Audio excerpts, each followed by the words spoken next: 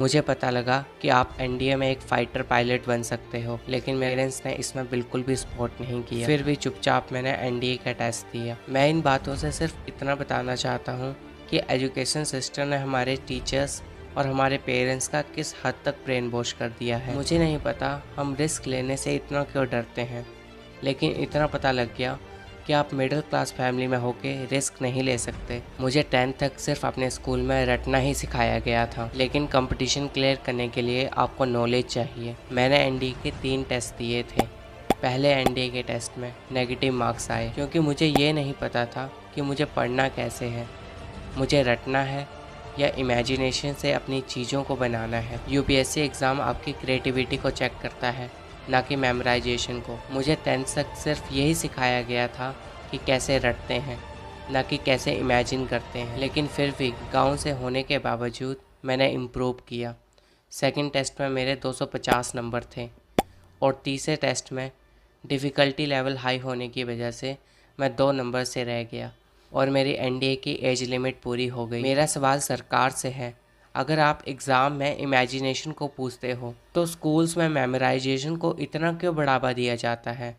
आज भी हम उस थके हुए एजुकेशन सिस्टम को क्यों फॉलो कर रहे हैं? आप में से कुछ लोग कहेंगे कि अपनी नाकामयाबी का भार सरकार पे क्यों डाल रहा है, लेकिन आप में से 30 या 40% लोग ही समझ पाएंगे कि मेमोराइजेशन को इमेजिनेशन में कन्वर्ट करना इतना आसान नहीं है।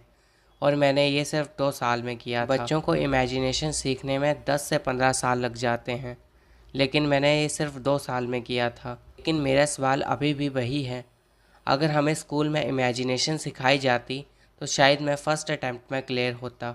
मेरे अंदर मेहनत की कमी नहीं थी, क्योंकि मैं 2-2 घंटे सोकर भी पढ़ रहा था। अगर आप लोग मुझसे पूछोगे कि मेरी लाइफ का सबसे वर्स्ट पार्ट क्या था, तो मैं वो कहूँगा मेरे 11th-12th के साल, क्योंकि उस साल मैंने जी जान लगा के मेहनत की थी। लेकिन इतनी मेहनत करने के बाद तब भी तुम्हें रिज़ल्ट ना मिले तो दुख होता है। लेकिन मैं चाहता हूँ जो चीज़ मेरे साथ हुई वो दूसरों के साथ ना हो। स्कूल में अभी भी हमको इमेजिनेशन नहीं, मेमोराइजेशन सिखाई जाती है।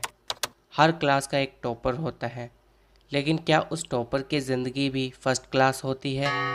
बच्चे सिर्फ नंबर लाने की मशीन बन जाते हैं। हम इमेजिनेशन और ओरिजिनलिटी को कभी सेलिब्रेट नहीं करते। शायद ये बात आप जानते नहीं होंगे, लेकिन टॉपर को भी बर्नआउट, एंजाइटी और कभी कभी डिप्रेशन तक का सामना करना पड़ता है। मार्क्स की दौड़ और रिज़ल्ट की होड़।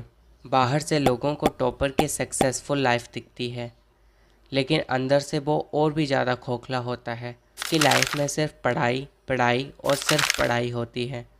वो और कुछ एक्सप्लोर ही नहीं कर पाता और आखिरकार एक ही जगह सिमट कर रह जाता है, जॉब। टॉपर स्टूडेंट के भी कुछ सपने होते हैं, लेकिन वो उन्हें कभी फुलफ़िल नहीं कर पाता। बचपन में सिर्फ पढ़ाई पढ़ाई और सिर्फ पढ़ाई, और उसके बाद नौकरी, उसके बाद शादी, बच्चे और फिर मौत का इंतज़ार। ये मैं आपको एक एवरेज टॉपर की लाइफ बता रहा हूँ। सिस्टम क्या चाहता है आपसे? टॉपर बनो, लेकिन सोचने की आज़ादी मत मांगो। सिस्टम ऐसा ही है कि वो केवल रिज़ल्ट देखता है, रीज़न नहीं। मेरे केस में भी सबने रिज़ल्ट देखा, मेरी मेहनत किसी ने नहीं देखी। जो रात को 2-2 बजे तक लाइटें जगी रहती थी, इतना टाइट शेड्यूल कि माता पिता से बात करने का समय नहीं मिलता था, और ये सब किस सपने के लिए जो मुझे कभी मिला ही नहीं। बच्चे रोट लर्निंग से पास होते हैं, लेकिन सोचने की आदत मर जाती है। टॉपर